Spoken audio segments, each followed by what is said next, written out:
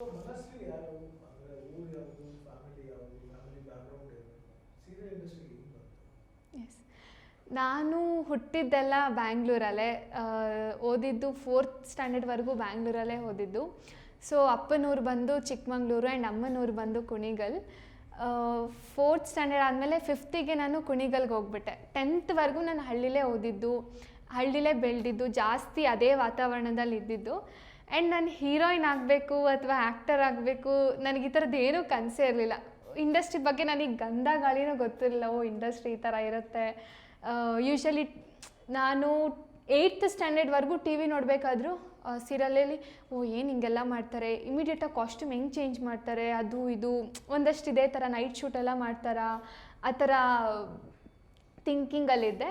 So 10th ಟೈಮಲ್ಲಿ ಅಣ್ಣ ಇಂಡಸ್ಟ್ರಿಲಿದ್ದ. ಅವನು ಒಂದಷ್ಟು ಚಿಕ್ಕ ಚಿಕ್ಕ ಕ್ಯಾರೆಕ್ಟರ್ ಪ್ಲೇ ಮಾಡಿದ. ಬಟ್ ಅದಾದಮೇಲೆ ಅವ್ನಿಗೇನೋ ಡಿಸಪಾಯಿಂಟ್ ಆಯಿತು ಅಂತ ಅವನು ಬೇರೆ ಅವ್ನ ವರ್ಕ್ ಫೀಲ್ಡಿಗೆ ಬಂದ್ಬಿಟ್ಟು IT ವರ್ಕಿಗೆ.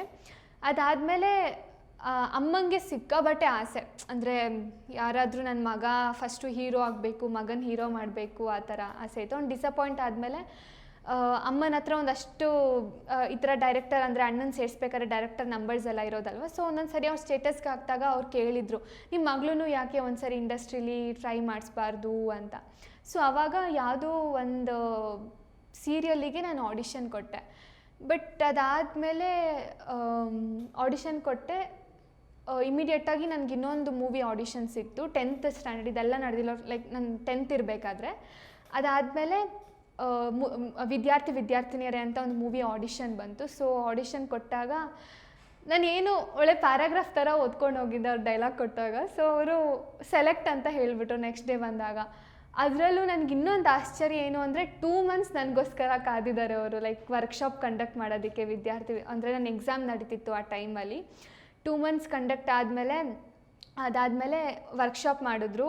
ಆ್ಯಂಡ್ ನಾನು ಏನು ಪ್ಲೇ ಮಾಡಿದ್ದೀನಿ ಅಂತಲೇ ಗೊತ್ತಿಲ್ಲ, ಏನಕ್ಕಂದರೆ ಒಂದು ಹಳ್ಳಿ ಹುಡುಗಿ, ಇಂಡಸ್ಟ್ರಿ ಬಗ್ಗೆ ಏನೂ ಗೊತ್ತಿರಲಿಲ್ಲ. ಆ್ಯಂಡ್ ಹೀರೋಯಿನ್ ಆಗ್ತಾಳೆ ಅಂತಲೂ ಅಂದ್ಕೊಂಡಿರಲಿಲ್ಲ. ಇಮಿಡಿಯೇಟಾಗಿ ನಾನು ಇಂಡಸ್ಟ್ರಿಗೆ ಬಂದಾಗ ಹೇಗೆ ಫೇಸ್ ಮಾಡಬೇಕು ಆ ಥರ ಎಲ್ಲ ಇತ್ತು. ಬಟ್ ನನ್ನ ಜೊತೆ ಯಾವಾಗಲೂ ನಮ್ಮ ಡ್ಯಾಡಿ ಮಮ್ಮಿ ಎಲ್ಲೇ ಹೋದ್ರೂ ಅವ್ರು ನನ್ನ ಜೊತೆಲೇ ಇರ್ತಾರೆ. ಸೊ ಅದರಿಂದ ಇಲ್ಲಿವರೆಗೂ ಬಂದಿದ್ದೀನಿ ಅಂತ ಅನ್ಕೋಬೋದು.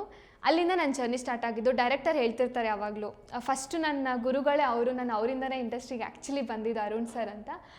ಇಲ್ಲ, ನೀನು ನೀನು ಅಷ್ಟು ಮಾಡದೇ ಇದ್ದರೂ ನಾನು ಏನಕ್ಕೆ ಸೇರಿಸ್ಕೊಂಡೆ ಅಂದರೆ, something is there in you, ಏನೋ ಒಂದು ಸ್ಪಾರ್ಕ್ ಇದೆ ನಿನ್ನಲ್ಲಿ, ಮುಂದೆ ನೀನು ಲೈಕ್ ಏನೋ ಒಂದು ಆರ್ಟಿಸ್ಟ್ ಆಗ್ಬೋದು, ದೊಡ್ಡ ಆರ್ಟಿಸ್ಟ್ ಆಗ್ಬೋದು ಅಂತ ಅನಿಸ್ತಿದೆ ನನಗೆ ಅಂತ.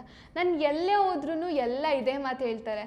ಸೊ ನನಗೊಂದೊಂದು ಸರಿ ಅನಿಸುತ್ತೆ, ಮೇ ಬಿ ನನ್ನ ಲಕ್ಕ ಇದು ಅಂತ. ನಾನು ಯೂಶ್ವಲಿ ದೇವ್ರನ್ನ ಜಾಸ್ತಿ ನಂಬ್ತೀನಿ.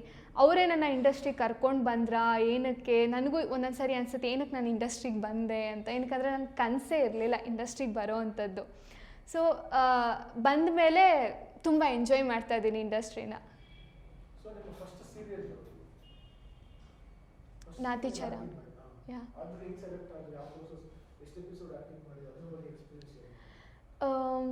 ನನ್ನ ಮೂವಿ ಆದಮೇಲೆ 2 years ಗ್ಯಾಪ್, ಅಂದರೆ ನನ್ನ ಎಜುಕೇಷನ್ ಮುಗಿಸೋಣ, 2nd PU ಮುಗಿಸೋಣ ಅಂತ. ಅದಾದಮೇಲೆ ನಾತಿಚರಾಮಿ ಸಿಕ್ತು ನನಗೆ. ಡಿಗ್ರಿ ಫಸ್ಟ್ ಇಯರ್ ಟೈಮಲ್ಲಿ ನಾತಿಚರಾಮಿ ಸಿಕ್ತು. ಸೀರಿಯಲ್ ನನಗೆ ಆ್ಯಕ್ಚುಲಿ ಸೀರಿಯಲ್ ಮಾಡಬೇಕಾ ಅನ್ನೋ ಥರ ಇತ್ತು. ಲೈಕ್ ಸೀರಿಯಲ್ ಬೇಡ ಸದ್ಯಕ್ಕೆ, ನಾನು ಮೂವಿ ಕಡೆನೇ ಜಾಸ್ತಿ ಫೋಕಸ್ ಮಾಡೋಣ ಅಂತ. ಬಟ್ ಅದಾದಮೇಲೆ ನಾತಿಚರಾಮಿ ಸಿಕ್ತು, ಒಳ್ಳೆ ಕ್ಯಾರೆಕ್ಟರ್ ಅನಿಸ್ತು. ಓಕೆ, ಸೀರಿಯಲಲ್ಲೂ ನನಗೆ ಅಷ್ಟೊಂದು ಎಕ್ಸ್ಪೀರಿಯನ್ಸ್ ಇಲ್ಲ ಇಂಡಸ್ಟ್ರಿ ಬಗ್ಗೆ. ಸೀರಿಯಲ್ಗೆ ಹೋದರೆ ಒಂದಷ್ಟು ಕಲ್ತ್ಕೋಬೋದು ಮೂವಿಗಿಂತ ಜಾಸ್ತಿ, ಅದೊಂದು ಟ್ರೈನಿಂಗ್ ಆಗುತ್ತೆ ನನಗೆ ಅಂತ ಸೀರಿಯಲ್ ಸೇರ್ಕೊಳ್ಳೋಣ ಅಂತ ಡಿಸೈಡ್ ಮಾಡಿದೆ.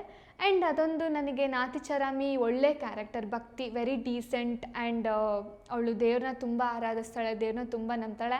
ಆ್ಯಸ್ ಯೂಶ್ವಲ್ ನನ್ನ ರಿಯಲ್ ಕ್ಯಾರೆಕ್ಟರ್ಗೆ ಸೂಟ್ ಆಗುತ್ತೆ ಅಂತ. ಸೊ ನಾತಿಚರಾಮಿ ಒಪ್ಕೊಂಡೆ. ಅದು 200 episodes ಆಯಿತು.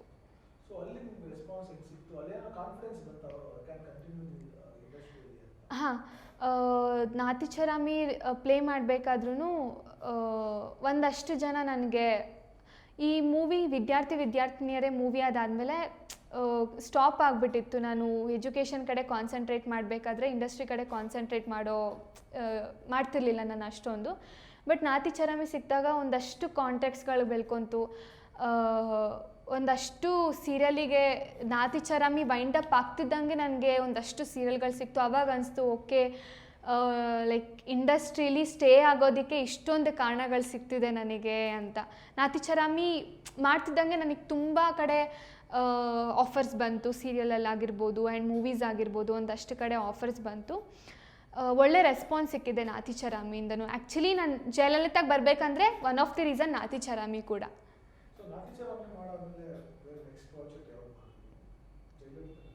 ಇಮಿಡಿಯೇಟಾಗಿ ನಾತಿಚರಾಮಿ ವೈಂಡ್ ಅಪ್ ಆಗ್ತಿದೆ ಅಂತ ಗೊತ್ತಾಗ್ತಿದ್ದಂಗೆ ನಾನು ಇದಕ್ಕೆ ಲುಕ್ ಟೆಸ್ಟ್ ಕೊಟ್ಟೆ ಜಯಲಲಿತಾಗೆ. ಯಾ, ಇನ್ನೂ ನಾನು ಈಗ 4th ಸೆಮಿಸ್ಟರ್ BCom ಸೊ ಸಿಕ್ಕಾಬಟ್ಟೆ ಖುಷಿ ಕೊಟ್ಟಿದೆ. ಏನಕ್ಕಂದರೆ ಎಷ್ಟೊಂದು ಜನ ಇಂಡಸ್ಟ್ರಿಗೆ ಬರಬೇಕಂದ್ರೆ ನಾನು ಇವಾಗ ಲುಕ್ ಟೆಸ್ಟಿಗೆ ಹೋಗ್ತಿರ್ಬೋದು, ತುಂಬ ಜನ ಕಷ್ಟಪಡ್ತಾರೆ, ಒಂದಷ್ಟು ಜನ ಅಳ್ತಿರ್ತಾರೆ, ನನಗೆ ಬೇಕು, ನಾನು ಇಂಡಸ್ಟ್ರೀಲಿ ಇರಬೇಕು, ನಾನು ಒಂದು ಆ್ಯಕ್ಟರ್ ಆಗಬೇಕು, ಹೀರೋಯಿನ್ ಆಗಬೇಕು ಅಂತ ಎಷ್ಟೊಂದು ಜನ ತುಂಬ ಕಷ್ಟಪಡ್ತಿರ್ತಾರೆ. ಬಟ್ ನನಗೆ ಅಚಾನಕ್ಕಾಗಿ ಸಿಕ್ಕಿರೋದು ಮೇ ಬಿ ನನ್ನ ಲಕ್ ಇರ್ಬೋದು, ಅಥವಾ ನಾನು ಮುಂದೆ ಏನೋ ಒಂದು ದೊಡ್ಡ ಸಾಧನೆ ಮಾಡ್ತೀನಿ, ಅದಕ್ಕೆ ಒನ್ ಆಫ್ ದಿ ರೀಸನ್ ಇರ್ಬೋದು. ಏನಕ್ಕಂದರೆ ಚಿಕ್ಕವಳಿರುವಾಗ ಎಷ್ಟೊಂದು ಜನ ಹೇಳ್ತಿದ್ರು ನೀನು ಹೀರೋಯಿನ್ ಆಗ್ತೀಯ ಅಂತ, ಬಟ್ ನಾನು ಅದನ್ನು ಸೀರಿಯಸ್ಸಾಗಿ ತೊಗೊಂಡಿರಲಿಲ್ಲ.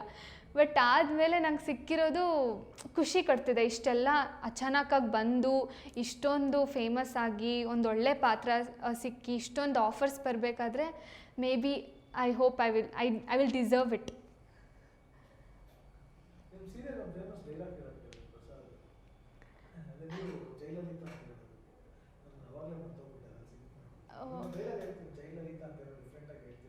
ಲಲಿತಾ, ಜೈ ಲಲಿತಾ, ಅದಾ? ಓಕೆ.